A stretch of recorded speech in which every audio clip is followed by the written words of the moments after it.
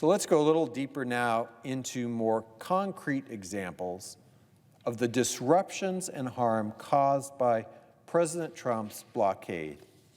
And each of these were shared directly with me or with one of my staff just in the last day and a half.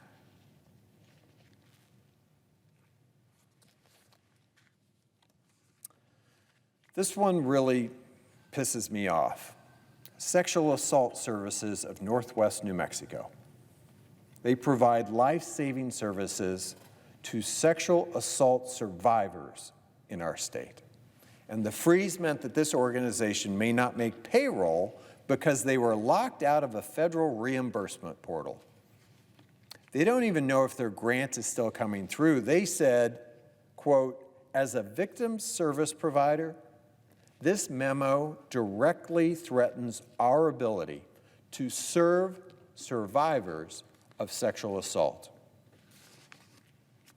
Women's Economic Self-Sufficiency Team, we call them WEST in the central part of the state, and WEST serves around 1,000 New Mexico small businesses, 2,000 people a year with consulting and training, incubation, micro-lending programs.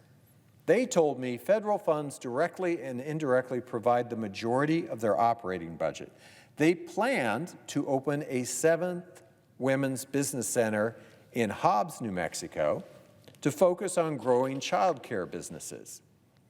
That expansion was put on hold by the freeze. They employ 34 staff and operate 6 women's business centers throughout New Mexico.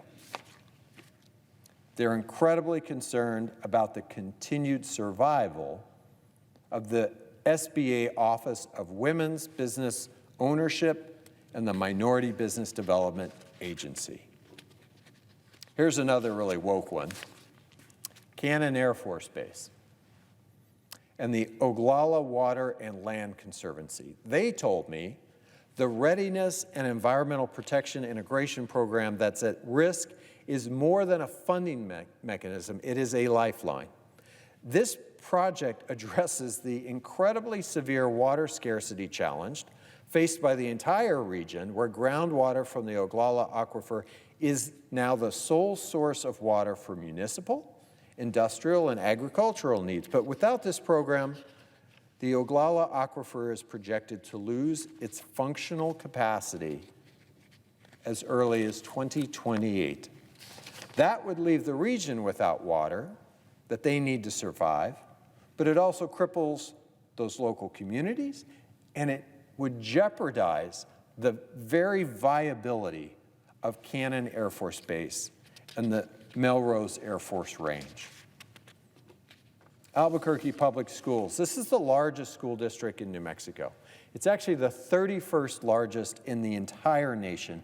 It serves almost 80,000 students across 143 schools, and one of Albuquerque's largest employers with over 11,000 staff, well over 5,000 teachers.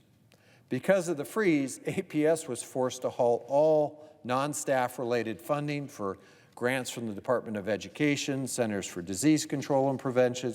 Here's what they told me. APS paused spending on its federal community school grant, magnet school grant, Centers for Disease Control grant, and transportation funding for upcoming college field trips. Their community school grant provides essential support, including counseling, tutoring, food assistance, and housing programs for almost 2,000 students across 3 schools in Albuquerque. We've learned that these community schools are vital to better outcomes in our public schools. The Magnet School Grant serves over 2,000 students across 4 more schools, funding programs that keep students engaged and prepare them for the 21st century workforce. The CDC Prevention Grant supports students in all of our 141 APS schools, providing critical health and wellness resources. Finally, students at 13 schools who were looking forward to a college field trip to New Mexico Tech next month just had their trip canceled because the district could not access federal grants to pay for their transportation.